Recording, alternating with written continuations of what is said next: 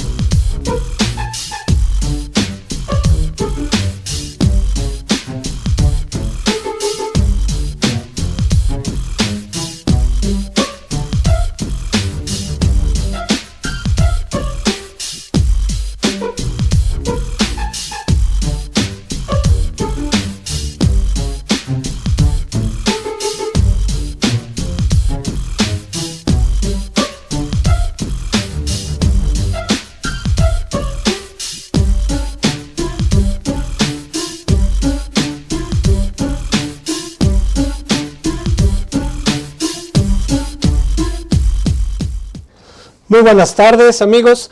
Estamos aquí como todos los miércoles a las 13 horas por Astele TV en Contrapunto TV. Como anunciamos con anticipación, pues hoy tenemos un programa que pues realmente pues el tema nos preocupa mucho porque pues hay diversas señales, ¿verdad?, que pues anuncian que debemos realmente estar en alerta. Unas últimas declaraciones del subsecretario de Salud, López-Gatell, dijo que era inminente el ingreso del coronavirus en México. Entonces, si una alta autoridad de gobierno nos dice eso, pues es que hay que tomarlo en serio. Y por eso, pues hoy tenemos que analizar este problema y si realmente estamos preparados para pues una epidemia o pandemia, como se le quiera llamar, que es el coronavirus.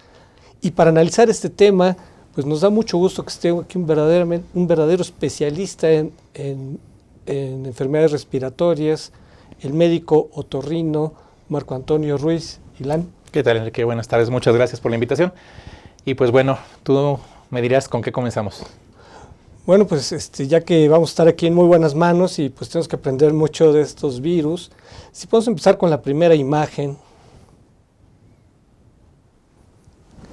Fíjate, no hace mucho se conmemoró los 100 años de la influenza española, que fue históricamente ha sido pues una de las pandemias más destructivas en la historia de la humanidad. Se habla que hubo más muertos que en la Primera Guerra Mundial. Así es. Y hablamos que en la Primera Guerra Mundial hubo como 20 millones, aquí se habla de muchos más, 30, 40, etcétera, ¿no? Y pues fue una enfermedad muy destructiva. Y bueno, pues un siglo después estamos sufriendo con todos estos virus. Entonces, me gustaría que de entrada nos dieras un panorama general de los virus que existen y que con frecuencia se confunden y esta confusión ayuda a su difusión, ¿no? Muy bien, de hecho los virus son diferentes familias. Estas familias varían en cuanto a sus características propias de cada virus, y en este caso el coronavirus lo que tiene de característica es un material genético encapsulado en una membrana, y esa membrana tiene características externas con proteínas que hacen que tenga una forma de corona, por eso el nombre de coronavirus. Ese coronavirus va a tener muchas familias, y la gripa normal, el virus del SARS, el virus del MERS, todo ese tipo de coronavirus pueden afectar o no al ser humano. También es importante destacar que animales y humanos tienen diferentes virus del tipo del coronavirus que pueden afectar únicamente a esa especie, o como en este caso pueden brincar de la parte animal hacia la parte humana.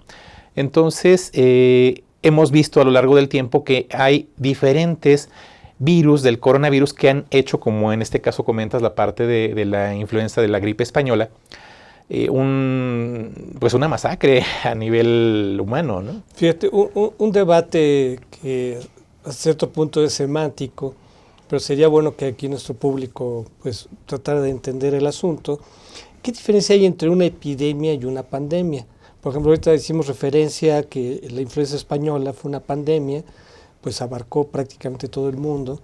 Entonces pareciera que la diferencia entre ambos es una cuestión de qué tanta geografía abarque, o si puede haber otras diferencias. Básicamente la parte de la epidemia es el aumento de los casos en una región determinada más allá de lo normal. Hablamos de que año con año tenemos una aparición de ciertos casos, un número de casos que se maneja como lo normal para esa etapa o esa estación del año, y cuando aumenta ese número por alguna situación, bueno, ya hablamos de una epidemia. En el caso de una pandemia, hablamos de que ya está involucrado mayor cantidad de ya sea continentes, países que se encuentran con ese mismo patógeno, o ya a nivel mundial aparece en casi todos los países este tipo de virus, bacterias, etcétera, dependiendo de la patología que sea, ¿no? Sí, podemos ver la siguiente imagen. Un siglo después, ¿verdad? La influenza, que se discute mucho si se inició en México o en Estados Unidos, la H1N1. Aquí evidentemente, como se puede ver en este mapa, ¿verdad? Pues abarcó los 5 continentes. Pero digamos, entre la influenza española y la influenza H1N1, encontramos otro tipo de enfermedades que también fueron muy devastadoras, como el SARS o el MERS. A ver, platícanos qué diferencia habría entre todas ellas, porque pues los síntomas son muy similares, ¿no? Ok, básicamente la diferenciación que hay entre el SARS y el MERS junto con el coronavirus o la influenza es la agresividad que presenta este virus al atacar al ser humano. Entonces podría ser que el SARS tenga una mayor tasa de letalidad, o sea, puede matar más gente en menor cantidad de casos. El MERS también. La diferencia radica en que el SARS se dio también en China. También salió de países del Oriente Lejano, y el MERS se dio más que nada en países como Arabia Saudita. De hecho, el MERS tiene una tasa de letalidad mucho mayor que el SARS o que ahorita el que tenemos el coronavirus, aunque de hecho no se ha dado todavía por parte de la Organización Mundial de la Salud la tasa de letalidad que está presentando este coronavirus nuevo, pero pues parece ser que no es tan importante como la de estos otros dos. Y la influenza, como lo veíamos en el mapa, sí tiene una característica que es su infectividad, que hace que todo el mundo se haya llegado a contagiar en algún momento. Su forma de transmitirse es la misma, es a través de mucosas, de la parte respiratoria, pero hay algunos más agresivos que otros. Fíjate, ahorita que volvieron a poner el mapa, ahí se ve México como los colores, ¿verdad?, más oscuros, donde la influenza tuvo un mayor impacto. Yo no sé si la tasa de letalidad, que ahorita vamos a explicar qué significa, pero hablamos de que en México pues hubo más de 1,000 muertos por la influenza, y luego se habla de que a nivel mundial pudo haber llegado hasta 500,000 muertos, ¿verdad? No hay una certeza, porque si tú ves las cifras varían mucho, ¿no? Porque muchas veces no se sabe bien si realmente fue por esa enfermedad, ¿no?, o fue por otras similares, ¿no? Porque como todas se parecen, ¿no?, entonces pudo haber sido SARS, pudo haber sido MERS, ¿no?, una gripe mal cuidada, en fin, no sé. Todo eso, esa confusión, ¿no crees que ayuda a que se propague más fácil la enfermedad? Sí, no tanto la confusión en cuanto a la parte de los virus, pero sí en cuanto a las medidas de protección que debemos de tener. En el caso de la influenza, sí se hizo a nivel mundial una difusión en cuanto a la parte de cuidados que deberíamos de tener. Y entre ellos, bueno, pues era lavarse las manos, cubrirse con el antebrazo para no tocar cosas con nuestra saliva y dejar ahí el virus, etc. Si bien es cierto, en el caso de la influenza no era lo que complicaba, digamos, al paciente. Lo que sucede con el virus de la influenza es que atacaba al sistema inmunológico, lo deprimía y entonces bacterias agregadas eran las que llegaban a dar una neumonía y el paciente se moría de complicaciones de la influenza, no necesariamente de la influenza en sí. Entonces la influenza no era al final el virus que lo mató, sino era una infección agregada. O sea, la influenza nomás como que abría la puerta para otras enfermedades. Sí, deprimía el sistema inmunológico. Ah, ok, bueno, es importante saberlo. Pero fíjate, muchos están diciendo en la actualidad que la influenza sigue generando más muertes, al grado de que dicen, todo esto del coronavirus es una cortina de humo para esconder los muertos que se están dando en México por la influenza. Se habla que el año pasado hubo por lo menos 100 muertos y que el mismo gobierno ha reconocido que pues ha sido incapaz en contener esta letalidad de la influenza. ¿Tú cómo ves esto? Tú como médico, ¿qué tantos pacientes has sabido de influenza, por ejemplo? Sí hemos visto mucha cantidad de pacientes con influenza. Aquí lo importante radica en la vacunación. Hay que entender algo. La humanidad ha avanzado en base a los conocimientos que tenemos de la medicina y entre ellos es la vacunación. ¿Qué es la vacunación? Tomamos bacterias, tomamos virus, los procesamos y los hacemos menos agresivos para el ser humano, los introducimos dentro del ser humano para que de esa manera el cuerpo fabrique sus defensas y la próxima vez que esté en contacto con él, inmediatamente lo pueda destruir. ¿Qué sucede? Hay un movimiento actualmente que no tengo claro de dónde salió, pero básicamente lo que buscaban era que la gente no se vacune. Porque decían que se difundieron rumores en cuanto a que podían presentar enfermedades como autismo, como enfermedades neurológicas, cáncer, hasta eso, y que todo eso era provocado por vacunas. Pero la verdad es que las vacunas han salvado a la humanidad de muchísimas otras enfermedades. El hecho de regresar a este movimiento, que es un movimiento antivacunas, lo que está haciendo es que regresemos en el tiempo a la época en la que no existían. Por lo tanto, sigue habiendo un problema de que la gente se siga infectando cuando ya no debería de existir esa enfermedad. En el caso de la influenza, hay varios tipos, la fabrican varios laboratorios, tanto europeos como americanos, y pues por eso cada año se hace la campaña de vacunación contra estas enfermedades. En el caso de los pacientes, la edad es muy importante. Los pacientes ya de más de 55, 60 años tienen un riesgo aumentado de que si se enferman puedan presentar complicaciones. Y lo mismo los niños. Los niños es porque su sistema inmunológico todavía no está desarrollado. El bebé empieza a tomar sus primeras defensas a partir de la leche materna. La mamá le pasa esos anticuerpos para que empiece a formar su sistema inmunológico, pero lo va a ir desarrollando hasta por ahí de los 8 o 10 años. Es cuando se dejan de enfermar. Sí, hay sectores más vulnerables, mujeres embarazadas, por ejemplo, ¿no? Enfermos como por ejemplo diabéticos, hipertensos, pacientes crónicos, cáncer, alguna otra enfermedad que tengan, son más susceptibles a presentar infecciones. Muy bien, amigos, pues aquí ya hemos hecho un primer avance. Todavía tenemos que rascarle más al tema.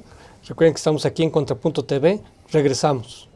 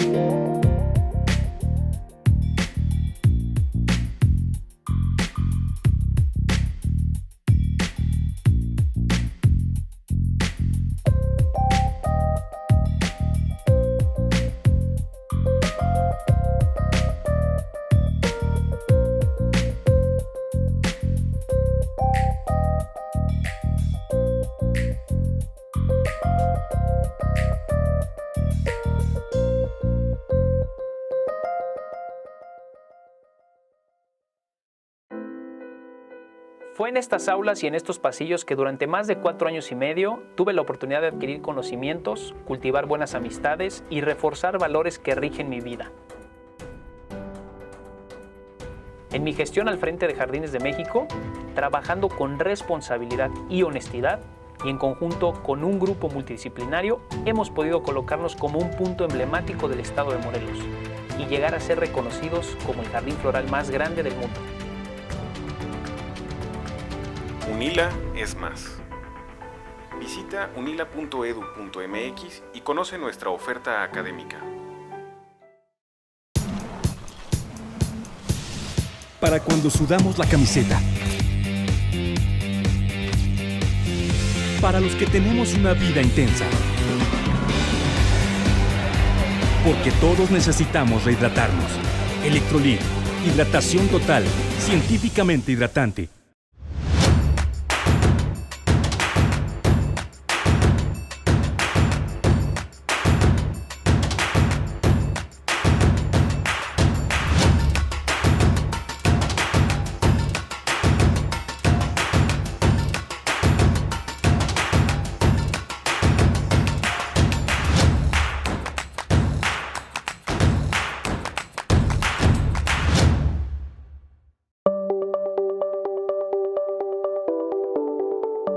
Astele.tv.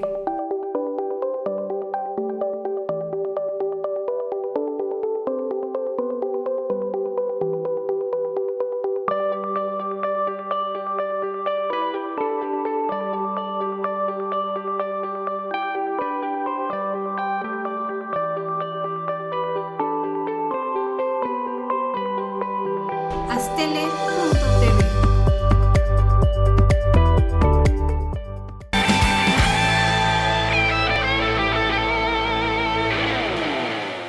Estamos de regreso, amigos, aquí en Contrapunto TV. Vamos a darle más seriedad a algunos aspectos que tenemos que ya hemos ido tratando. Si podemos ver la siguiente imagen. Aquí hablamos de los síntomas de la influenza. A ver si podemos hacer más grande la imagen. Pero mira, ahí se ve que tiene que ver con la tos, con la diarrea, vómito, cansancio, ¿no? O sea, estos síntomas que están presentes en todo este tipo de virus. Y luego si vemos el del coronavirus, podemos ver la siguiente. Con razón, se veía más blanca la imagen que aquí como que se oscurece, ¿no? Sí, por las letras negras. Sí. Pero básicamente son muy parecidos los síntomas. ¿Cómo podríamos finalmente distinguir? Se tiene que hacer obviamente análisis. Sí, el problema radica en que como cualquier enfermedad respiratoria tiene características similares entre todas ellas. Entonces el síntoma cardinal va a ser la fiebre. La fiebre es la que nos va a determinar si el paciente está con una infección activa o no, porque recordemos que el periodo de incubación originalmente se había dicho que era de 2 semanas, 14 días, y actualmente ya lo han ido modificando. Se sabe actualmente que más o menos varía entre 5 a 6 días a 14, con ciertos casos en los cuales platicábamos hace rato. Había pacientes, una mujer que después de 40 días presentó la sintomatología, lo cual pone en jaque a los sistemas de salud porque no sabemos con exactitud cuál es el periodo de incubación. ¿Por qué es importante? Porque la gente puede movilizarse, puede presentar el virus, contagiarse sin presentar síntomas y puede viajar. Entonces, eso favorece que se disemine a todos los continentes. Hablamos de que un viaje en avión, pues ya 10, 12 horas, perfectamente puede llegar desde China a Estados Unidos, Australia, Europa, y con eso puede tener la posibilidad de infectar a más pacientes sin que tenga todavía sintomatología.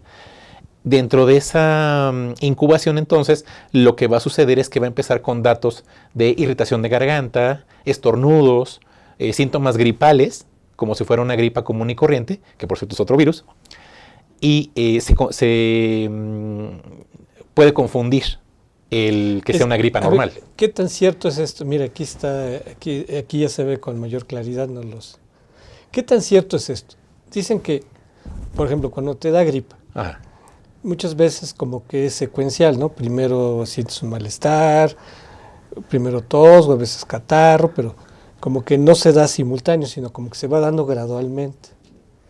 Y dicen que en el caso de la influenza o del coronavirus o del SARS, que todos estos síntomas se dan Al mismo tiempo. simultáneamente. ¿Qué tan cierto es eso? Lo que sucede es que el sistema inmunológico está tratando de defender al paciente. Entonces está luchando contra esa situación.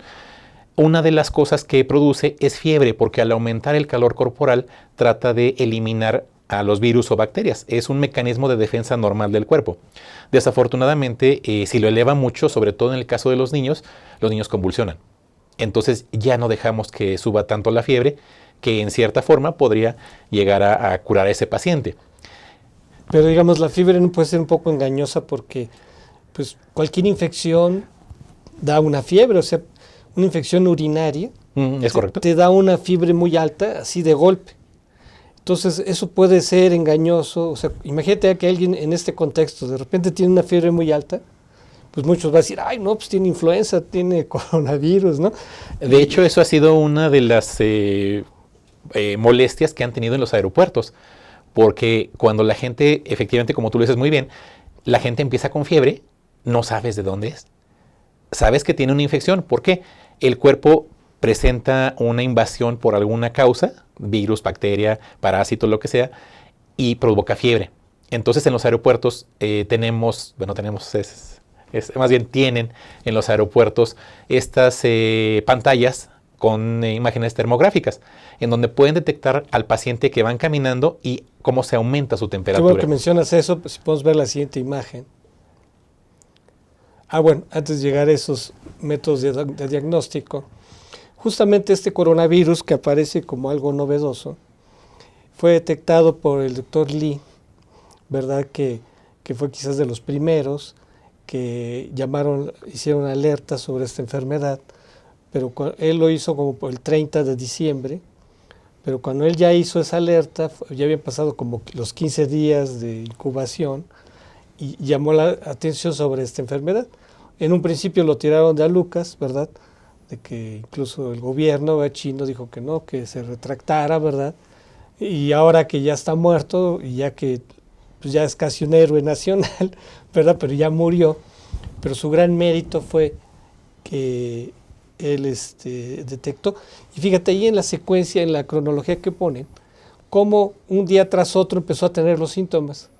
Entonces yo veo que en este tipo de enfermedades, lo que en una gripe normal puede tardar varios días en producirse, luego no siempre te da fiebre inmediatamente, ¿no? Sino que te empiezas a sentir mal, ¿no? O sea, como que es más gradual. En este tipo de enfermedades, ¿verdad? El 10 de febrero le dio que tos y el 11 de febrero fiebre y así.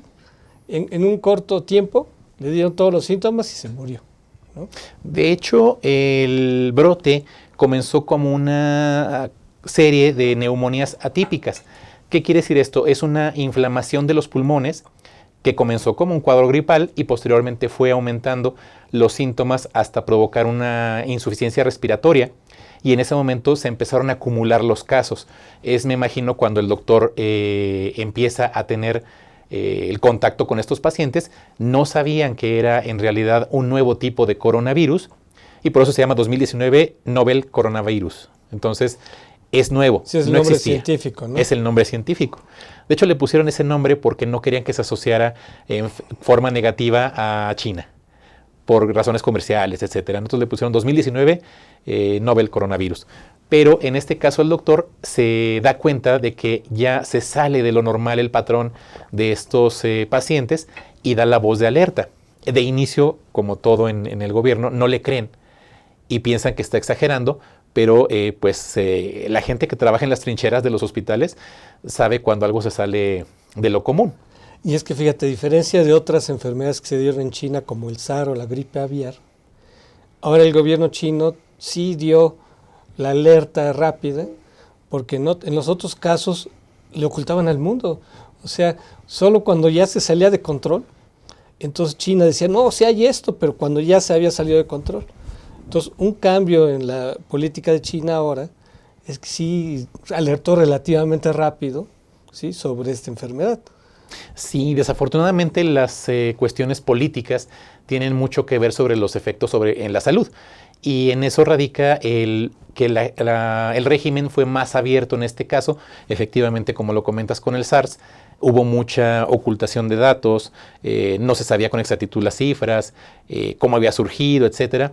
Y basado en esa experiencia, actualmente dijeron, ¿sabes qué? Ya hay que darlo a conocer.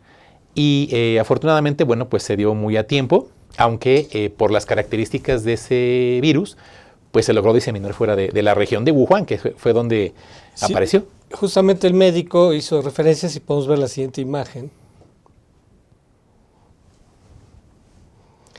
De que había sido en los mercados donde venden animales vivos de Wuhan, que no es cualquier ciudad, hablamos de que es una ciudad de 11 millones de habitantes y se dice que es la 7ª ciudad de China. Incluso algo que ha complicado el asunto es que podemos que toda la ciudad es como un hub logístico, porque ahí conecta con aeropuertos que van con vuelos directos a Nueva York, a Londres, a muchas partes del mundo, ¿no? Es una ciudad muy estratégica, pero la gente ahí tiene todavía pues, costumbres muy tradicionales, de que si yo quiero pollo fresco, pues ahí tienen la gallina, ¿sí? Entonces llegan y quiero unos filetes de esa gallina, ¿sí? Y cosas tan excéntricas como serpiente, gato, en fin.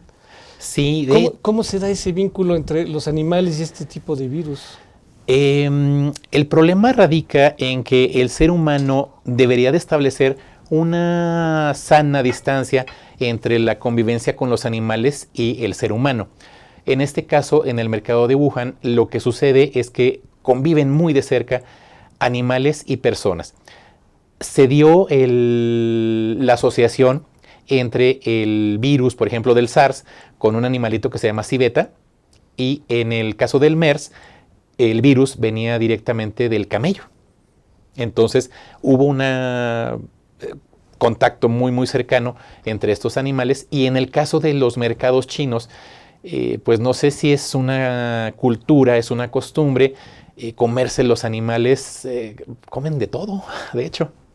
No es así como aquí que tenemos platos exóticos, que muy poca gente los consume.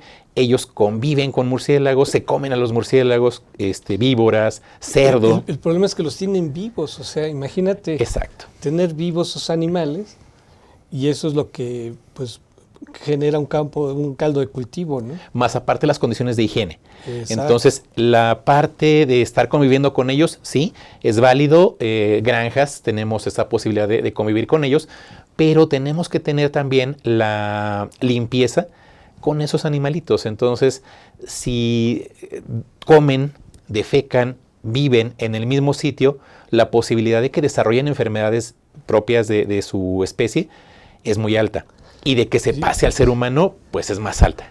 Y amigos, para sorpresa de muchos, todavía aquí en la ciudad, todavía hay lugares donde va la gente y todavía dice, va en la mañana y dice, yo quiero una pechuga de esa gallina, todavía está viva la gallina, y luego ya regresa y ya se la tiene lista, ¿no?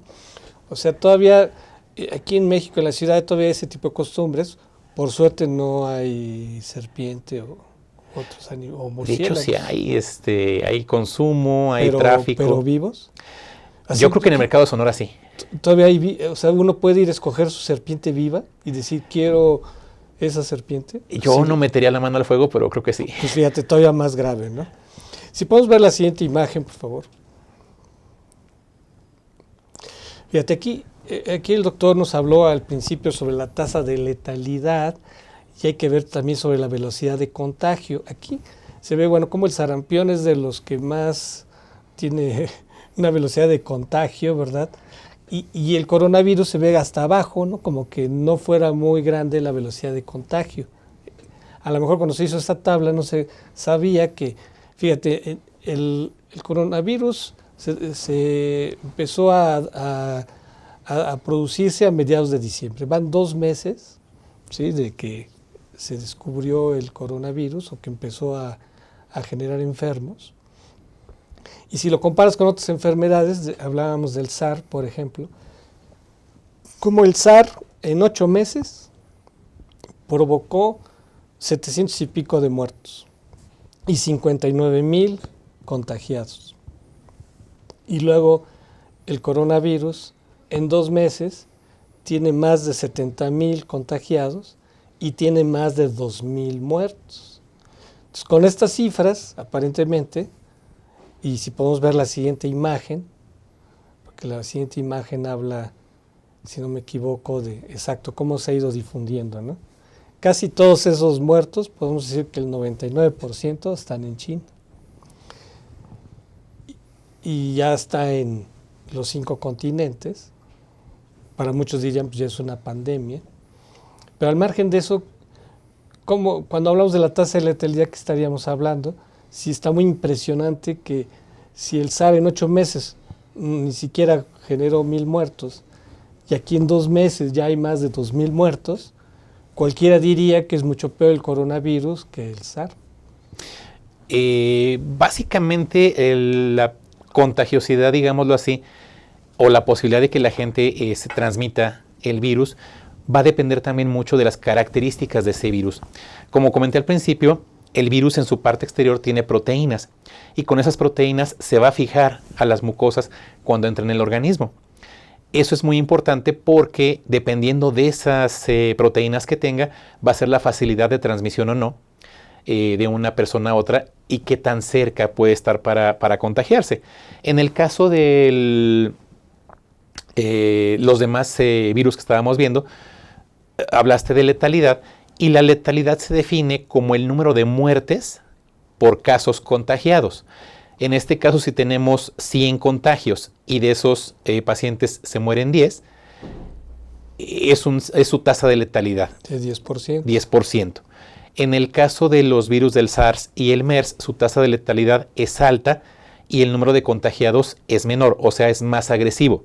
Tiene la posibilidad de dañar más ese organismo al punto de llevarlo a que se muera. En el caso del coronavirus es más contagioso de lo que está matando a la gente. Y depende de las características de las personas. Lo que decíamos, si es una persona en edad de riesgo, factores de riesgo, es una persona mayor o es una persona menor, puede ser que sea más fácil que tenga las posibilidades de fallecer. No, sin duda, si en 2 meses se contagiaron casi el triple de lo que el SARS contagió, evidentemente el coronavirus es mucho más contagioso. Exacto, ¿no? Aunque la Organización Mundial de la Salud todavía no dice cuál es la tasa de letalidad de este nuevo virus. Todavía le falta más tiempo para que pueda decirlo. Entonces todavía no tiene esas características para dar su tasa de letalidad. Porque fíjate, si decimos que el SARS fueron como 59,000 y hablamos de 700 muertos, 800 ponle, y en el otro hablamos de 70,000 y hablamos de 2,000, pareciera que también el coronavirus tiene una tasa de letalidad mayor. Pareciera, aunque es más bien una cuestión estadística.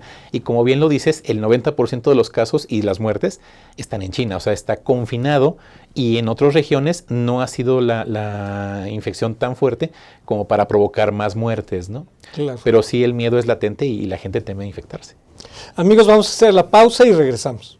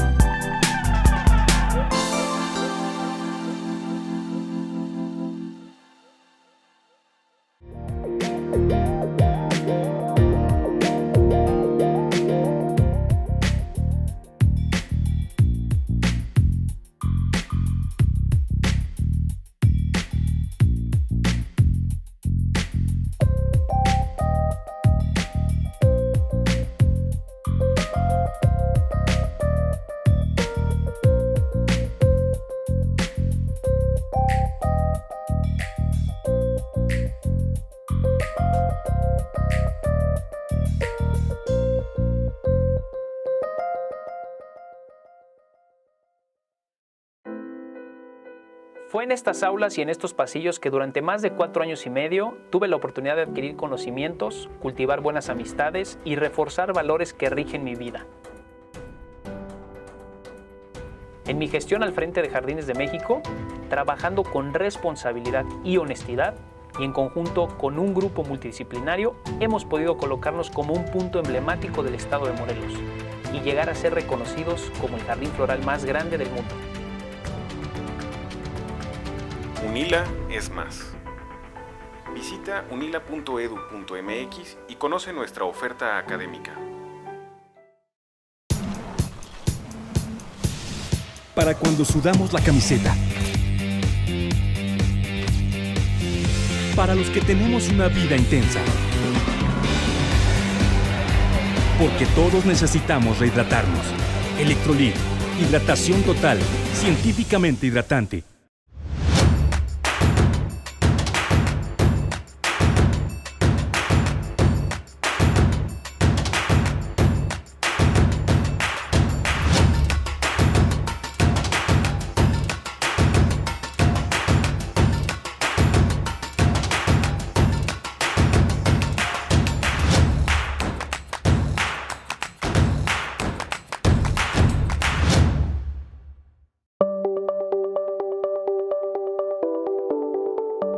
Astele.tv.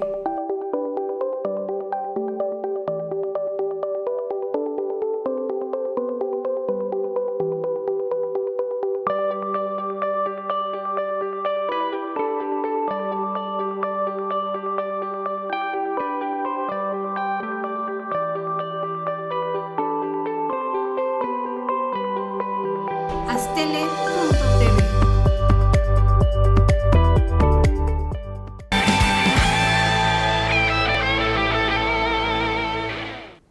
De regreso, amigos, aquí en Contrapunto TV. Bueno, pues ya vimos un poco un panorama general de la enfermedad.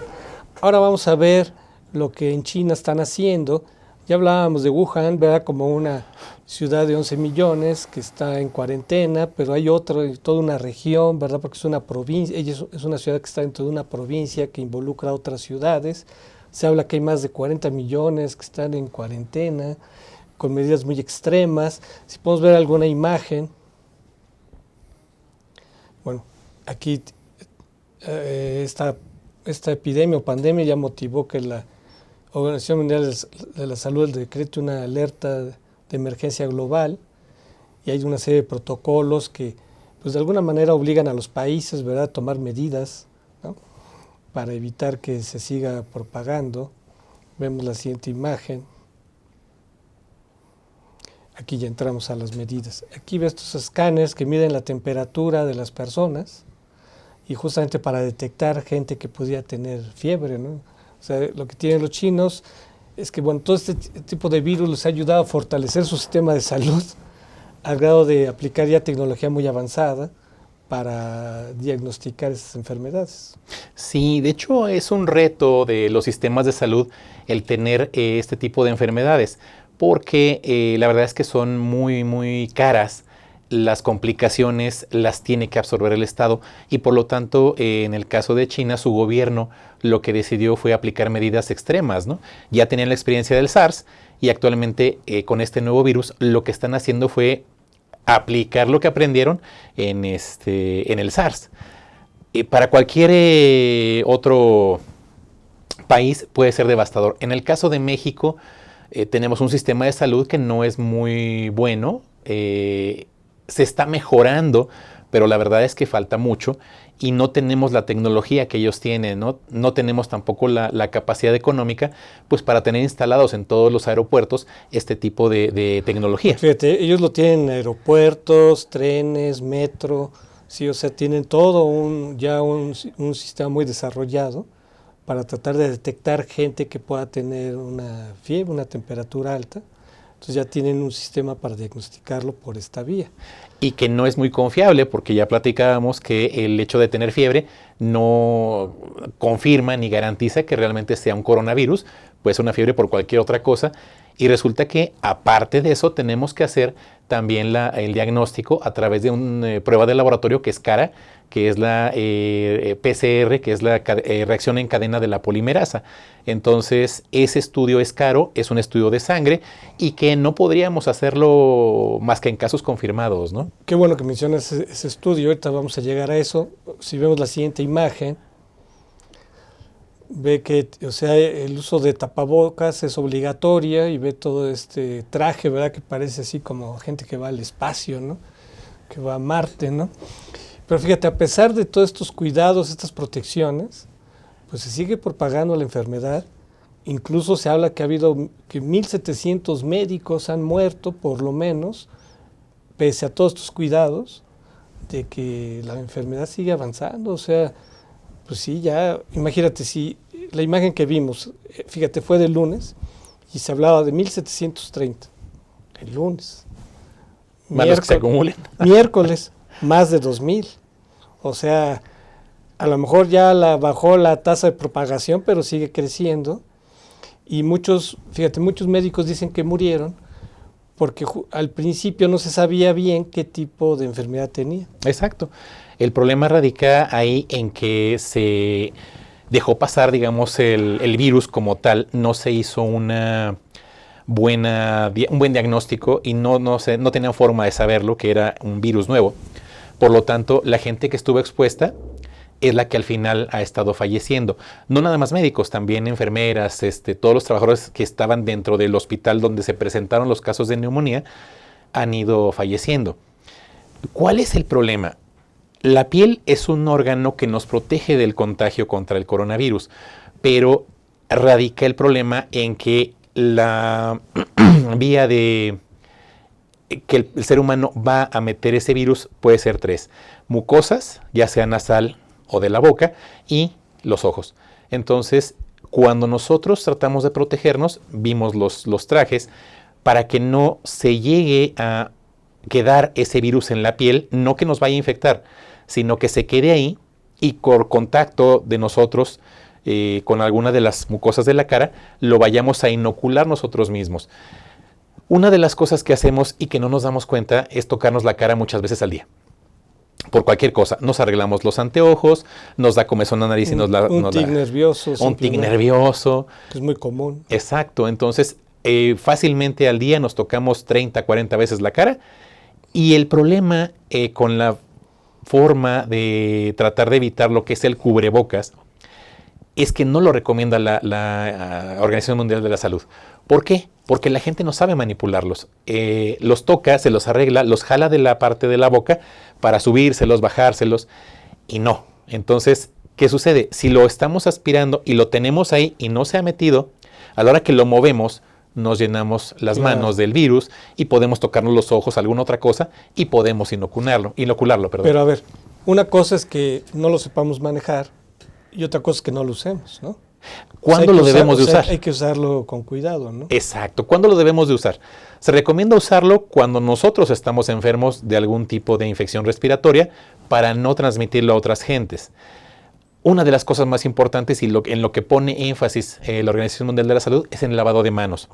Ya sea que sea con agua y jabón o con un gel que tenga alcohol. Entonces, cualquiera de las dos opciones es buena y es lo que ellos recomiendan para evitar el contagio.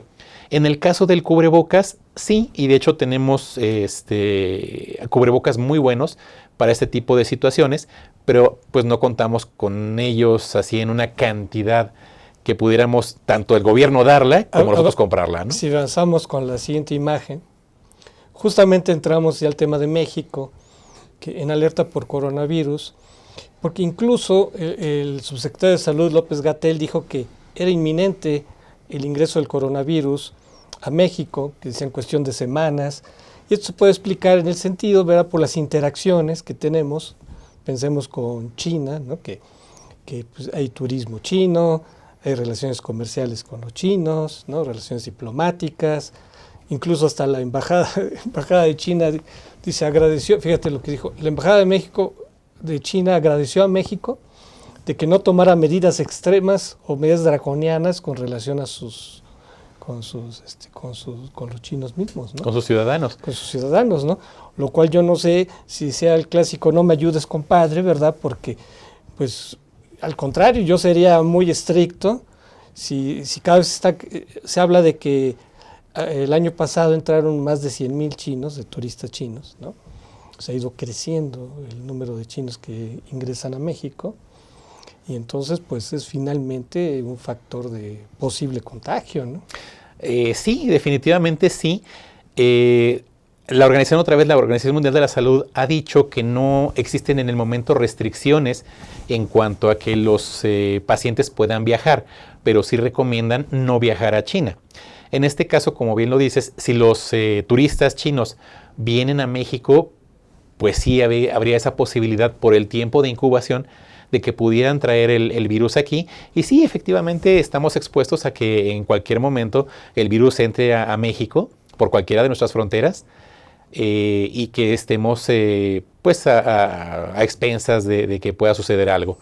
No tenemos esa capacidad actualmente como China de poder limitar el acceso o el tránsito de los mexicanos a través del territorio nacional. Lo que se recomienda básicamente es que la gente, si está enferma, se quede en casa para que no tenga posibilidad de contagiar a otras personas. Sabemos que es imposible, de hecho tú recordarás cuando la influenza, pues las medidas que se tomaron, ¿no? Una de ellas era no saludar de beso. Se recomienda que las personas cuando platiquen se encuentren a más o menos 1 metro de distancia, que es la distancia mínima aceptable para que cuando hablemos las gotitas de saliva, que se llaman gotas de flush, no lleguen que no hasta... no cumplimos con esa que norma. no estamos cumpliendo con esa norma, exactamente. Tendríamos que estar más o menos como donde está. No, 1 metro. 1 metro. ¿Con 1 metro? Con 1 metro, es lo que recomiendan. Para que no brinquen, digamos, las gotitas de flush hacia la otra persona. No saludarse de mano. Claro. Y si agarramos, estornudamos, perdón, no taparnos con la mano, sino con el antebrazo. Pero mira, más allá de esas cuestiones, qué bueno que las comentas, si vemos la siguiente imagen, el problema de esta epidemia o pandemia es que llegan momentos de que el sector salud en México está en crisis. Todos hemos oído hablar del desabasto de medicamentos, de las pobres condiciones que están los hospitales públicos. O sea, yo te preguntaría, ¿realmente estamos preparados cuando el director de epidemiología dice que en reserva tenemos 12,000 tapabocas, más allá de que del cuidado que debe usarse? ¿Te imaginas 12,000 tapabocas en una población de millones? ¿Cómo es posible que, por ejemplo, China hizo uso obligatorio a una población de 11 millones de tapabocas? Obviamente tuvo que tener 11 millones de tapabocas. Aquí nos dicen que hay una reserva de 12,000 tapabocas y que estamos preparados cuando sabemos que no hay vacunas, cuando sabemos que no hay medicamentos básicos en los hospitales públicos. O sea, no da pánico pensar que si entrara el coronavirus haría chuza aquí en México. De hecho, sí, efectivamente no estamos preparados, no tenemos la capacidad instalada para hacerlo. Si tomamos como referencia que China construyó un hospital únicamente para el coronavirus y sus pacientes en 10 días, y aquí tenemos hospitales que llevan 5 años y no tienen ni las puertas, pues sí, tenemos un problema, ¿no? No hay especialistas en coronavirus. La Academia de Ciencias dijo, no hay nadie, no hay un investigador que esté especializado en coronavirus. De hecho, sí existen los virólogos. Los virólogos son los que se especializan en todo este tipo de patógenos. Aquí en México no tengo la certeza realmente de cuántos virólogos hay o no hay realmente Pero alguien que esté abocado a coronavirus. Exacto, una instalación como en Estados Unidos, Europa, que tienen laboratorios tipo 3, 4 de seguridad, en donde pueden manejar este tipo de patógenos, ¿no? La verdad es que aquí no hay, y qué miedo si hubiera, porque no contamos con la infraestructura para mantener esos patógenos ahí. Por ejemplo, tú hablabas de un análisis que se hace. ¿Qué se requiere, qué infraestructura se requiere para hacer este tipo de análisis que permita diagnosticar el coronavirus? De hecho, la reacción en cadena de polimerasa es un estudio común, lo puede hacer cualquier laboratorio que tenga la infraestructura. No es algo muy elaborado, pero sí es caro. sí es caro, ¿no?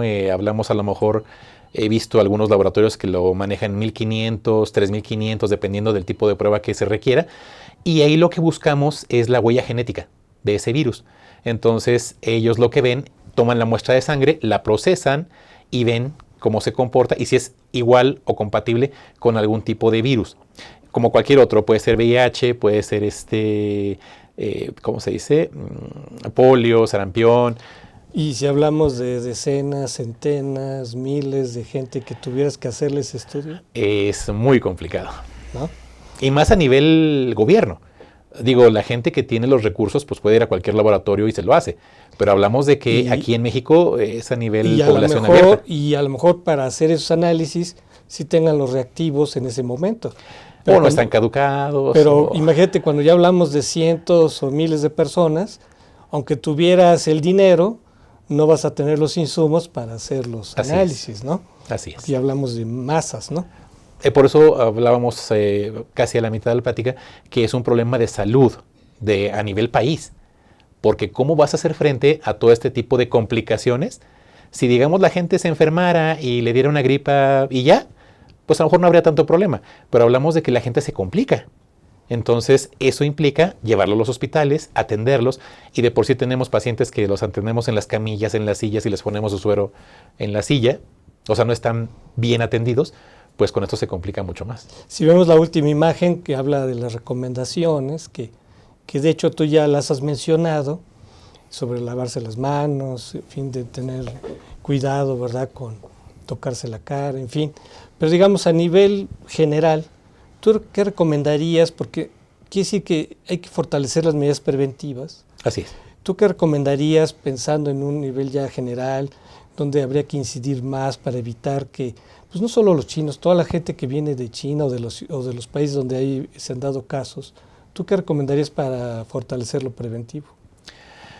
Básicamente lavado de manos.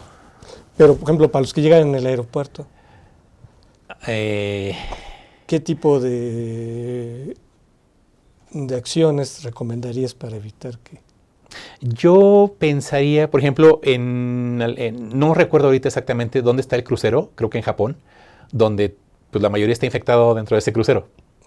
Entonces no han dejado bajar a nadie. En Yokoyama. Algo así. En este caso, si los turistas vienen aquí a México, hacer una muy buena información de ellos, de dónde vienen, si presentan algún síntoma. Hay que hacer ese escaneo. Hay que hacer ese escaneo.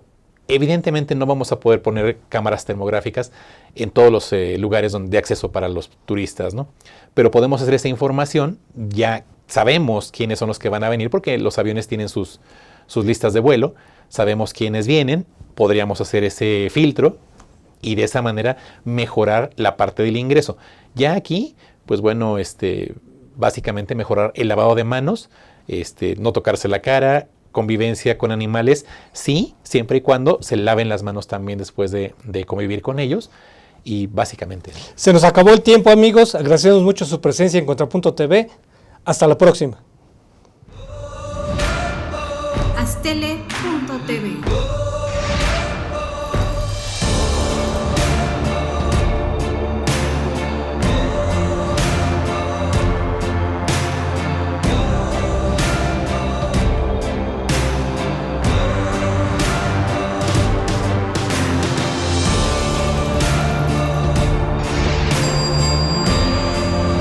Astele.tv